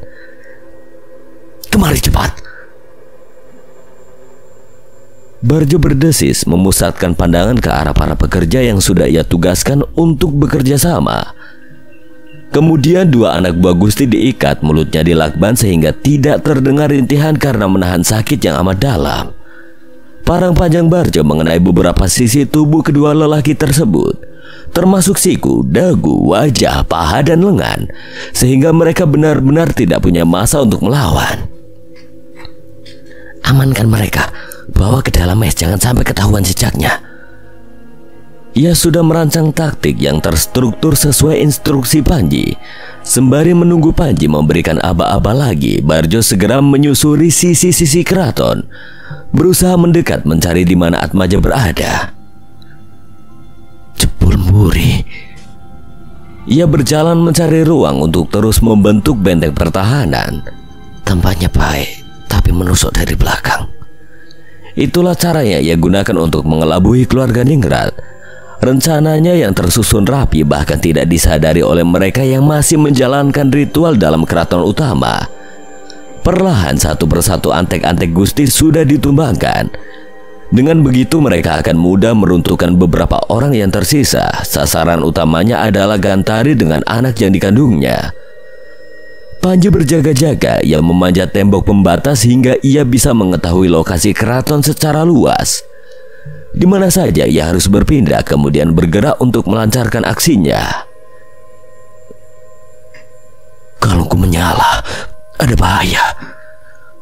Tiba-tiba saja hawa panas terpancar dari kalung yang mengikat leher Panji. Perasaan was-was kini datang. Ia memalingkan pandangan tepat di sisi kanan bangunan keraton. Entah mengapa firasatnya mengatakan ada energi besar yang muncul dari dalam. Benar, energinya tidak asing, pasti keris Kumbara. Panji berjongkok sambil berjalan agar langkahnya tersamarkan. Ia hendak mendekat ke sisi kanan bangunan keraton, memastikan satu energi yang berasal dari dalam sana. Itu kan Barjo. Bagus, dia sudah lebih dulu tiba di situ. Ia mendapati seorang lelaki dengan batik lurik sedang mengendap-endap. Parang yang ia simpan sudah bersimbah darah. Tampaknya ia baru saja melawan seseorang. Panji segera mendekatkan langkah. Barjo, Mas Panji, aku merasa ada sesuatu di dalam sana. Ruangan apa itu? Ruang terlarang milik Gusti. Disinilah tempat ritual yang saya katakan. Benar saja, pantas kalung merah delima miliknya memancar terang. Panji segera bergumam, mencari cara untuk mengetahui sesuatu yang ada di dalam. Belum lagi ia harus mencari Arya. Mau tidak mau ia harus berpikir cepat untuk segera bertindak. Ia segera duduk bersila. Tatapan matanya tajam membuat Barjo bergidik ketakutan. Sekarang Barjo mulai menyadari sosok Panji yang sebenarnya bukan manusia biasa seperti mereka. Barjo, tolong jaga saya. Sesaat kemudian ia terpejam. Bibirnya komat kamit mengucapkan sebuah mantra. Gemuruh langit mendung bertambah kencang disertai dengan petir yang menyambar. Barjo segera melipat tangan, menggenggami kedua lengannya yang merinding ketakutan. Nagara Raja, Jagadya Raksa. Suara dentuman beradu dengan gemuruh langit yang seolah ingin jatuh. Panji segera tersadar. Ia beranjak kemudian menatap seekor ular raksasa yang hadir di balik tembok tinggi. Panji tak berucap secara langsung, melainkan batinnya yang berbicara dengan Reksa. Reksa, apa kamu bisa menjelma menjadi ular-ular kecil? Tatapannya menuju lurus dengan gemerlap mustika yang ada di kepala Reksa. Tanpa aba-aba, Reksa menghilang. Ular gaib itu kini memecah diri menjadi ular-ular kecil. Bagus. Panji tampak senang sementara Barjo berjingkat. Ia terkejut melihat ular-ular kecil berdatangan, menggeliat ke tembok-tembok keraton utama untuk mencari celah kecil. Mas Panji, apa itu ular jelmaan? Ia terbata-bata setelah menduga bahwa Panji adalah seorang dukun sakti. Jelas saja Barjo terkejut karena bukan sembarang orang yang bisa melihat wujud ular raksasa yang menjadi patihnya. Sudah, tidak usah dipikirkan. Biar mereka yang menjalankan tugasnya. Bergerak ke sisi lain, cari tahu kemana Arya berada. Aku harus berpindah lagi. Kaki-kaki Panji sigap untuk melompat lagi, mencari tumbuhan yang pas untuk ia mendarat ke tempat yang lebih tinggi. Barjo segera mengangguk sambil mengacungkan jempol tanda mengerti. Ia mengendap-endap lagi dengan kemampuannya yang lincah. Di satu sisi, ruangan yang pengap dikepung oleh asap. Seorang lelaki dengan pakaian khas keraton tengah bersila. Jari-jarinya mengapit 4 batang dupa yang belum habis terbakar. Matanya terpejam. Ia terus fokus merapal mantra yang diwariskan turun-temurun, sebuah mantra pematah sumpah. di hadapan dua keris kembar yang menjadi saksi pengkhianatan di masa silam. Yang Agung Prabu Sangkalangit, sudah waktunya sumpahmu yang mengikat keturunan Wariningrat akan lenyap. Jadinya mimpi burukmu di alam baka. Perselisihanmu dengan Gusti Ganturuna tidak akan berakhir. Suara gemuruh langit semakin kencang. Geger lelembut akan terjadi dengan persembahan besar. Semesta menyerah, Wariningrat menang telak setelah beribu-ribu tahun lamanya mencari keris pematah sumpah. Ibunda benar, aku adalah keturunan emas. Kelahiranku merenggut banyak tumbal, maka jiwaku telah bersatu dengan mereka yang ada di alas pingitan. Tidak ada yang bisa menggagalkan segala rencanaku sekarang. Anak itu anak yang sedang dikandung Gantari akan lahir. Kilatan petir beriringan dengan jerit Gantari. Ia tergeletak lemas memegangi perutnya yang terasa kram. Perlahan perutnya membesar semakin besar seperti wanita yang mengandung 9 bulan. Biasi, apa yang terjadi? Gantari mengerang. Ia meremas tangan siapa saja yang mendekat dengannya. Mata Gantari melotot tak percaya, perutnya bertambah besar. Antek-antek Gantari termasuk Biasi langsung mendekat. Gusti, saya tidak mengerti kenapa perut Gusti membesar. Bi, rasanya mulas. Apa yang dilakukan Atmaja di dalam? Cepat dobrak pintu itu. Panggil Atmaja. Ia semakin tak kuasa menahan nyeri. Rasanya sesuatu menggeliat di dalam perut, memaksa untuk keluar. Nafas Gantari mulai tersendat. Ia hanya bisa menangis terisak-isak. Sementara itu Biasi dengan beberapa pemukul kendang tertati-tati menuju ruangan terlarang. Biasi begitu panik, ia berteriak histeris sambil mendaratkan pukulan berkali-kali pada pintu kayu yang tertutup rapat. Gusti Atmaja, saya mohon buka pintunya, terjadi sesuatu dengan Gusti Gantari. Biasi merengek. Ia tersungkur lemas menahan tangis pilu karena mendengar suara Gantari yang menyakitkan. Gusti Atmaja. Asih, bagaimana kalau kita dobrak saja? Benar, bukan tentang melanggar aturan atau apa, tapi keadaan Gusti Gantari semakin mengerikan. Bagaimana kalau terjadi sesuatu dengan kita? Kita bisa mati kalau melanggar perintah Gusti Atmaja. Tidak ada seorang pun yang boleh masuk sebelum Gusti sendiri yang membuka. Dari kejauhan, pekik seorang antek Gantari berhasil mengurungkan niat Biasi untuk mendobrak pintu. Tapi ini bukan tentang Gusti Atmaja, tapi tentang nyawa seseorang. Cepat dobrak saja. Sementara itu di dalam Atmaja masih terdiam. Ia tidak menghiraukan berisik suara serta rintihan istrinya di dalam. Namun kini derik suara ular mengganggu fokus Atmaja. Atmaja memalingkan wajah tapi tetap terpejam. Suara ular. Atmaja berusaha fokus pada suara yang terdengar tak beraturan. Dari mana ular itu berasal? Ia kembali menoleh mencoba menangkap kembali suara yang berlalu lalang. Di sisi lain, dengus kencang hadir di sela-sela suara derik ular yang semakin mendekat. Hembusan nafas yang terasa hangat. Atmaja tidak mengira makhluk apa saja yang ada di dalam ruangannya. Fokus Atmaja mulai buyar. Ia merasa ada yang tidak beres sekarang. Sial, seharusnya Lelembu datang menjemput nyawa para pekerja, bukannya menyusup ke ruanganku. Dalam ruangan gelap nan pekat, ia mengerjap mencari-cari suara yang tiba-tiba saja hilang. Hanya terdengar dobrakan dari arah belakang. Tepatnya pada pintu keluar. Atmaja segera membalikkan tubuh menghadap sebuah pintu yang tak bergeser sedikit pun. Percuma bersusah payah kalian mendobrak. Pintu itu tidak akan goyah. Sedikit lagi akan aku habisi nyawa Gantari. Mata Atmaja tertuju tajam pada dua keris yang tergeletak di antara sesajen. Ia tersenyum licik menanti-nanti syarat terakhir, yaitu kematian Gantari. Anak yang diutus sebagai penerus akan memakan sedikit demi sedikit inangnya. Dengan begitu seorang penguasa tidak terkalahkan akan lahir, menggantikan peran Atmaja. Bajang, bayi Bajang anakku harus segera lahir. Selangkah demi selangkah Atmaja kembali bersila hendak memejamkan mata. Akan tetapi suara-suara yang menggema kembali memenuhi ruangannya. Kurang ajar. Atmaja meraih keris yang mendongak ke awang-awang, kemudian menodongkan keris tersebut pada makhluk mengerikan. Gendruwo berbadan besar, bulu-bulunya hitam legam, taring serta kukunya bergerak seolah ingin segera memangsa Atmaja. Mata merahnya bersinar mengintimidasi Atmaja. Gemetar, Atmaja tidak menyangka siapa gerangan Gendruwo yang ada di atasnya. Tubuh makhluk itu berkali-kali lebih besar. Satu tuburukan saja mampu membuat engap napas Atmaja. Derik ular kembali terdengar. Puluhan hingga ratusan ular tersebut ikut menyerbu Atmaja yang gelagapan. Ia hanya bisa berputar mencari celah untuk membuka pintu keluar. Siapa kamu? Gendruwo itu mendarat menghantamkan tubuhnya pada lantai kayu ruangan tersebut. Kuku-kukunya menyayat. Derit kayu terdengar begitu menyakitkan telinga Atmaja.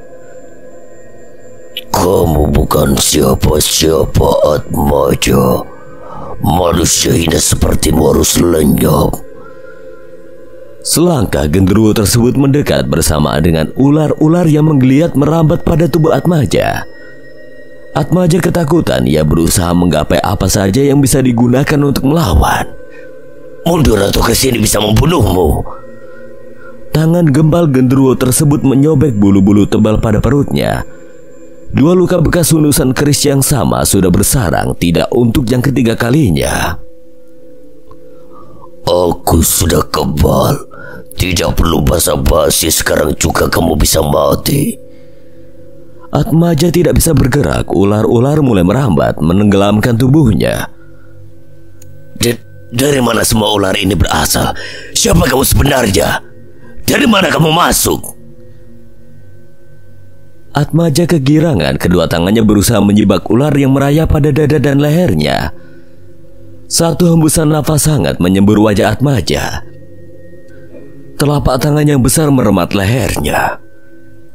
Dari Yang Widi, dari titisan seseorang yang kalian hianati, Prabu Sangkalangit. Tidak mungkin. Tidak mungkin. Kamu masih Arya? Iya benar. Aku Arya. Rematan kuat tangan Arya berhasil membanting tubuh Atmaja. Ular-ular yang memenuhi ruangan berpindah kemana Atmaja tersungkur lemas. Ia merayap mencoba menggapai gagang pintu yang berjarak 4 kaki. Sialan, dia pengacau. Ramalan itu benar. Dia pengacau. Tidak ada jalan keluar untukmu. Tempatmu sekarang ada di alam tergelap. Bergabunglah dengan jiwa-jiwa tersesat. Pak, cepat. Kenapa tenaga kalian lemah? Mendobrak pintu saja tidak bisa. Gusti Atmaja, kenapa? Kenapa ada suara dentuman dari dalam? Biasi dibuat panik setelah melihat tidak ada seorang pun antek-antek Gantari yang bisa mendobrak pintu tersebut. Seolah tidak direstui, pintu tersebut mendengar perintah Atmaja untuk tidak terbuka sebelum Atmaja sendiri yang membukanya. Gawat, Gusti Gantari sudah kewalahan. Biasi menoleh pada wanita yang sudah terbujur lemah. Wajahnya memerah, peluh keringat berhasil membanjiri seluruh tubuhnya. Ya Gusti, maaf. Apa yang bisa saya lakukan? Bawa saya ke rumah sakit saja, biarkan Atmaja. Tidak ada pilihan lain yang bisa Biasi lakukan saat itu. Beberapa lelaki di sana langsung menggendong tubuh Gantari. Mereka hendak membawa Gantari pergi ke rumah sakit terdekat, sementara para pemukul kendang masih berusaha membuka pintu terlarang. Ayo cepat. Cepat. Mereka pergi tanpa rasa curiga sedikit pun, tak menghiraukan Atmaja yang masih ada di dalam ruangan terlarang. Sebuah mobil angkutan membawa Gusti Gantari dan Biasi pergi ke rumah sakit terdekat. Saat-saat yang tepat, Barjo dan para pekerja lain mulai bergerak. Di bawah gelap langit keraton, mereka mengendap-endap hendak menyerbu beberapa orang yang tersisa di dalam. Sementara Panji, ia masih berdiam di atas tembok besar, pandangannya berpencar ke segala arah. Sesekali memperhatikan angkutan Gantari yang semakin menjauh. Dari arah gerbang, sebuah mobil putih berhenti. Dari dalam keluarlah 3 orang lelaki. Panji segera memicingkan mata, memusatkan pandangan pada seseorang yang baru saja datang. Itu kan kakek. Panji mendarat segera berlari membuka gerbang. Bagaimana bisa mereka sampai kemari? Apa jangan-jangan Mbak Ahmad sudah tahu yang sebenarnya terjadi? Sebuah gerbang megah terbuka pelan. Panji berdiri tegak menyapa Ki Sangki dan dua lelaki yang berjalan di belakangnya.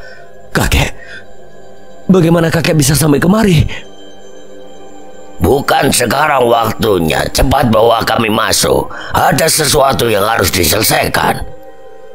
Perintah Ki Sangki langsung dituruti oleh Panji. Sembari berjalan ia menceritakan rentetan kejadian yang menimpa Arya beserta para pekerja.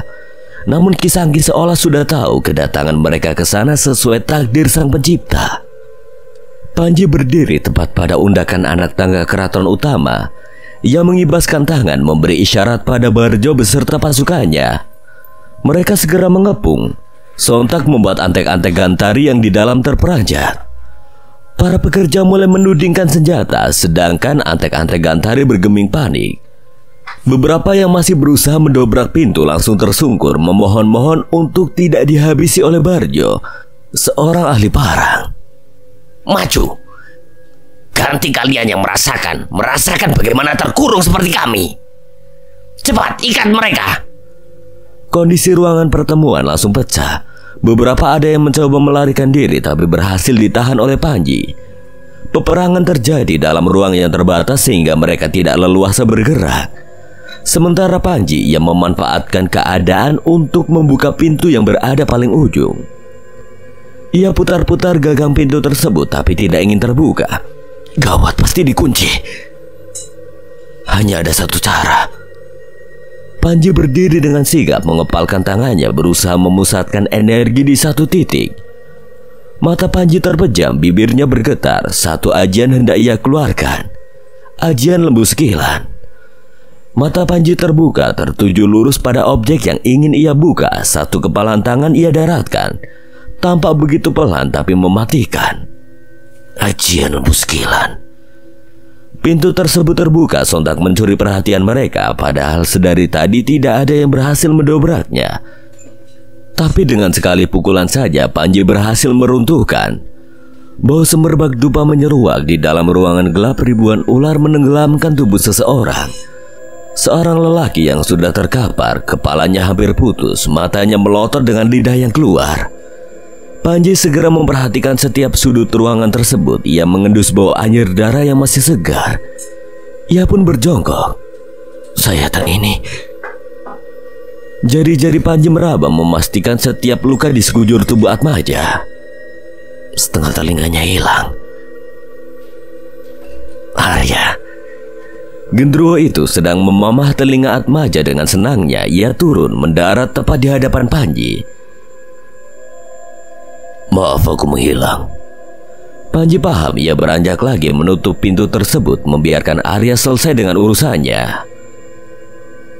Berubahlah Arya. Bakal mengagetkan mereka kalau wujudmu seperti ini. Arya berdeham. Ia pun duduk bersila di hadapan Panji beserta mayat Atmaja yang berakhir mengenaskan. Mata merah tajam milik Arya tak kunjung padam. Masih ada emosi yang tersisa dan belum sempat ia salurkan. Tidak ingin rasanya itu menjadi dendam yang akan mencelakakan orang lain. Panji, ada satu permintaanku. Panji menoleh. Ia menjulurkan tanah ke lantai, membiarkan ular-ular kecil perwujudan reksa merambat ke tangannya. Katakan saja Ar, kalau bisa aku lakukan pasti aku bantu. Arya beranjak kemudian mengambil sebuah kotak yang tersimpan di balik sebuah lukisan. Kotak kayu dengan ukiran yang khas. Ia membukanya perlahan. Ikutlah aku untuk menguburkan tali-tali pocong ini ke tempatnya. Aku ingin membalas pelakunya. Panji mengamati ada beberapa helai tali pocong yang disimpan dalam kotak. Ia seakan mengerti untuk apa tali-tali itu dikumpulkan. Di mana kita harus menguburkan itu, Ar? Arya kembali menutup kotak tersebut. Ia duduk bersila lagi sambil memejamkan mata. Kedua tangan ia lipat di depan dada sambil berkomat kamit. Arya membaca beberapa mantra. Tangannya bergerak dengan fasih seolah mencabut sesuatu yang bersarang dalam kotak tersebut. Panji terkesima serta tak menyangka dengan apa yang dilakukan Arya. Pantas saja roh-roh mereka dipergunakan untuk teluh. Kumpulan asap keluar seiring dengan gerakan tangan Arya. Ternyata laki-laki itu sedang membebaskan roh yang menjadi alat utama jiwa-jiwa yang mereka percaya untuk memperkuat Teluh Ningrat. Sekarang aku ingin wanita itu dihabisi, Panji. Wanita yang sudah membunuh Pak Samsudin. Arya sudah kembali dalam wujud aslinya menjadi manusia. Ia beranjak, matanya masih penuh dendam. Ia tidak bisa merelakan kematian Pak Samsudin yang bukan takdirnya. Biasi maksudmu? Benar. Di mana wanita itu? Tidak di sini. Gusti dan Biasi pergi ke rumah sakit. Kondisi Gusti mengerikan. Ke rumah sakit? Kita harus cepat, Panji. Jangan sampai wanita itu berkeliaran. Kenapa? Kenapa kalau wanita itu berkeliaran? Dia pemangku adat. Seluruh ritual dia yang melakukan. Kalau dia berkeliaran, siapa saja bisa jadi tumbal. Kacau balau, bau anyir darah menyeruak di bawah angin. Semua antek-antek Gantari mati di tangan ahli parang. Wajah lelaki garang yang menggenggam parang panjang sudah berlumur darah. Ia melirik dengan tajam pada seseorang yang baru saja keluar dari ruangan terlarang. Buru-buru ia memasukkan parang ke dalam sangkarnya. Arya, Mas Panji, maafkan saya. Maaf, saya sudah membunuh semua tanpa bersisa. Barjo berlutut di hadapan Panji yang melongo tak percaya. Begitu pula dengan Arya. Ia segera mengangkat tubuh lelaki tersebut sambil menepuk-nepuk lengannya. Hebat. Kamu hebat, Barjo. Bukan marah, tapi Arya malah senang mendapati seluruh antek-antek Gantari mati mengenaskan. Kakek, apa? Pilu meremas hati. Arya seorang yang ia rindukan hadir di sana. Abah, maafkan Arya. Sudahlah, tidak apa-apa, Arya. Pak Dodo senang. Ia merasa senang sebab Arya selamat meski dengan luka tusukan untuk yang kedua kalinya. Di sisi lain ada sesuatu yang harus Mbak Ahmad selesaikan. Panji, di mana keris kembar itu?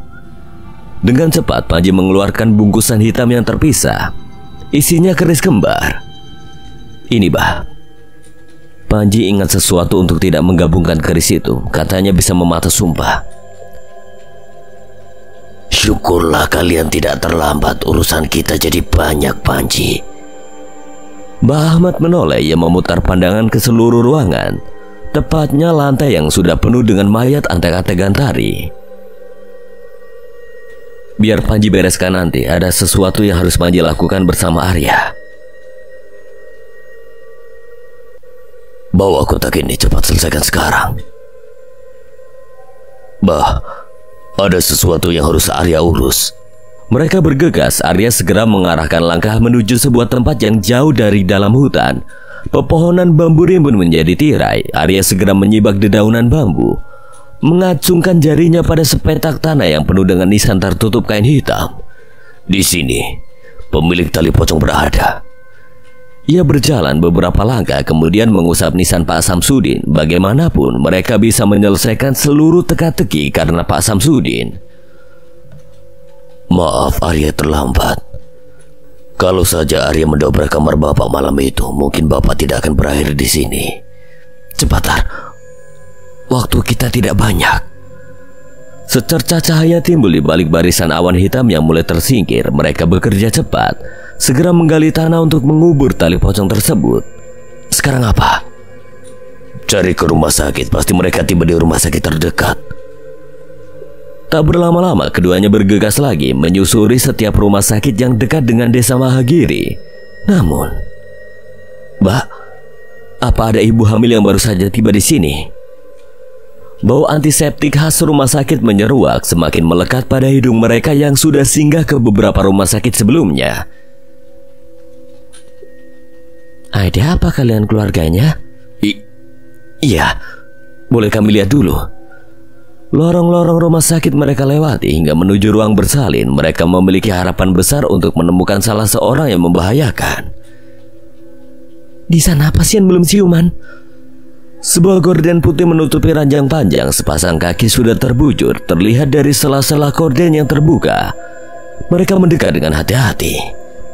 Gusti, Seorang wanita dengan perutnya yang sudah rata terbaring di atas ranjang, wajahnya sungguh pucat.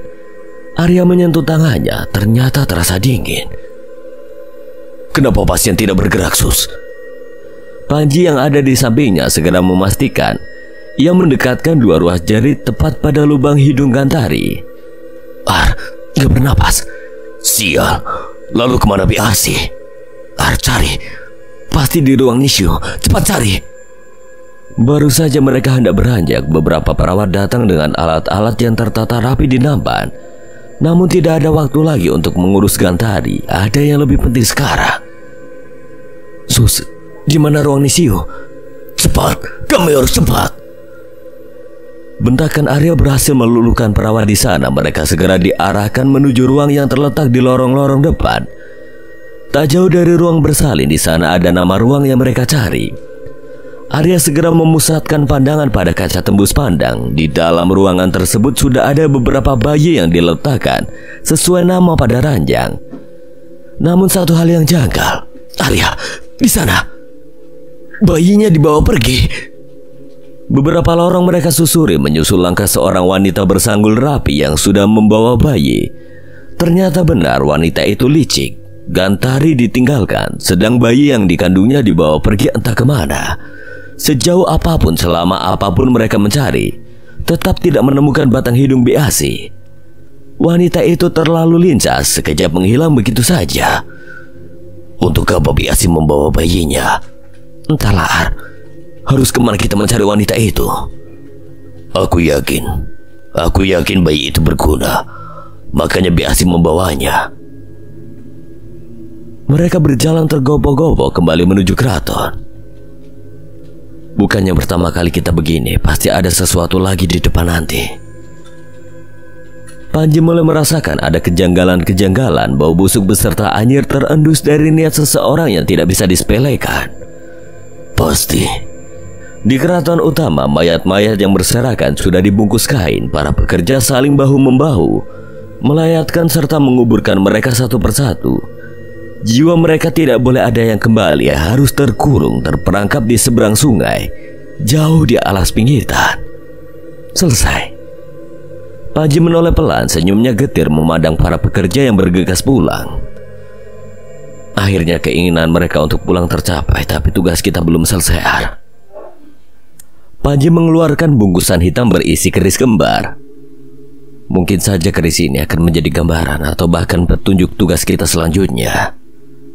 Tentang Biasi? Ya, aku merasa ada hal buruk di depan. Sunyinya hutan hanya jangkrik mengerik burung hantu putih bersahutan. Seorang wanita menimbang-nimbang sang pujaannya. Bayi-bayi yang sudah takdirmu hidup, maka hiduplah dengan baik. Bertudung kain sinjang, seorang bayi yang masih merah digendongnya dengan penuh kasih sayang serta harap. Masih tidak akan dikenal sebagai penerus keluarga Ningrat. Namun kelahirannya akan tetap membawa banyak petaka. Balaskan dendam Gusti Gantari. Balaskan dendamku. Habisi semua yang mengganggumu, nak. Lalu akan diapakan keraton ini? Perlahan Arya meraih sebuah lukisan yang masih terpajang rapi dalam ruangan terlarang. Pernak-pernik kuno tidak terusik dari tempatnya. Mereka hanya mencari celah-celah petunjuk tentang kebenaran di masa silam. Panji memandang rendah ke arah tumpukan buku yang tertutup oleh debu. Buku ini katamu silsilahnya? Iya, hanya silsilah dan perjanjian. Tidak ada yang lain lagi di dalamnya. Tapi pasti ada satu di antara tumpukan buku ini yang menjadi petunjuk tentang Prabu. Mungkin saja, lagi pula kematian Prabu belum sepenuhnya terungkap. Aku curiga mengapa jejaknya dihapus begitu saja. Entah di mana, apa saja, serta siapa yang terlibat di balik keruntuhan kerajaan suatu negara belum sepenuhnya mereka ketahui. Terlebih tidak ada bukti yang pasti. Mereka hanya mengantongi beberapa nama seseorang yang menjadi keturunan Prabu Gandruna. Lantas siapa dalang di balik itu semua? Kamu bilang kematian Prabu Gandruna lebih dulu daripada peperangan dengan Kubara. Raden Kumbara, keturunan pertama Prabu Gandruna yang mereka ketahui masih hidup sejak ratusan tahun setelah kekalahan kerajaan Balapati. Namun mereka tidak menemukan jejak informasi. Tidak menyangka jika ada keturunan lain Prabu Gandruna yang menjadi masalah utama bagi Prabu Sangkalangit. Kematian Prabu karena pengkhianatan oleh permaisurinya sendiri, jika benar, maka mereka tidak hidup di satu garis waktu yang sama. Keturunan Wariningrat. Mereka meruntuhkan kerajaan Swatanegara setelah beberapa tahun kematian Prabu Gandruna. Berarti Prabu Gandruna bukan dalangnya, tapi keturunannya selain Kumbara. Tapi tidak masuk akal kalau mereka berhasil meruntuhkan kerajaan Swatanegara. Kenapa Kumbara masih berkelana untuk membunuh setiap penitis Prabu Sangkalangit? Tepatnya Kumbara hidup di zaman yang berbeda, atau mungkin dia tidak tinggal di satu wilayah dengan Demang Wariningrat. Setitik demi setitik kebenaran mulai terungkap, namun begitu rumit untuk dijabarkan. Apalagi Panji dan Arya terbatas oleh waktu, mereka tidak bisa menerawang kejadian yang terlampau jauh dari kehidupan di masa sekarang. Kumbara menganut ilmu dari Surasmi, bisa saja dia berpindah waktu dan lagi. Menurutku Kumbara hanya fokus dengan dendamnya. Dia tidak ingin tahu bagaimana kehidupan selanjutnya dari saudara-saudaranya yang lain, termasuk Demang Wariningrat. Mereka membolak-balik halaman buku. Panji mencari kalimat yang menerangkan tentang perselisihan sang penitisnya. Arya termenung memperhatikan kertas dengan corak kuning yang dibolak-balik oleh Panji. Stop. Balik lagi halamannya. Ini. Mereka saling toleh, mata Panji membulat. Ia mengerti maksud Arya. Keris kembar. Ya. Ternyata benar ada hubungannya dengan keris kembar. Benar. Keris ini bisa membawa kita menjelajahi masa silam. Namun melakukan penerawangan atau raga sukma menuju garis waktu yang terlampau jauh tidak semudah yang mereka kira. Bahkan Kisangki saja tidak mampu. Usianya yang sudah senja tidak bisa mengantarkan jiwa mereka untuk menjelajah jauh. Hanya satu yang memiliki kemampuan sebesar itu, seorang gadis penunggu Gunung Rinai, kuncen sekaligus pembuka gerbang dimensi alam gaib. Sukma. Akankah petualangan mereka bertemu dengan jawabannya? Rasa penasaran yang besar membawa Panji dan Arya untuk berkelana, mencari sebuah petunjuk sejarah yang hilang. Tidak mudah, Panji juga merasa resah. Beberapa waktu penitisnya menghilang begitu saja. Tidak ada pertanda ikatan astral di antara mereka. Apa ini artinya Prabu sudah mencapai moksa? Satu lagi yang mungkin akan menjadi masalah besar, seorang wanita yang belum sempat mereka bereskan, membawa seorang penerus yang ternyata adalah titisan Prabu Balapati. Seorang bayi bajang yang kelahirannya merenggut banyak nyawa bersama Biasi juga. Bayi yang lahir itu akan menghalangi jalan Panji demi menemukan celah kebenaran tentang Prabu Sangkalangit. Sekian dan terima kasih buat Mistinim yang telah mengizinkan saya membawakan ceritanya. Apabila ada kesalahan atau kekurangan, Kang Selamet memohon maaf sebesar-besarnya. Akhir kata, Kang Selamet pamit undur diri. Wassalamualaikum warahmatullahi wabarakatuh.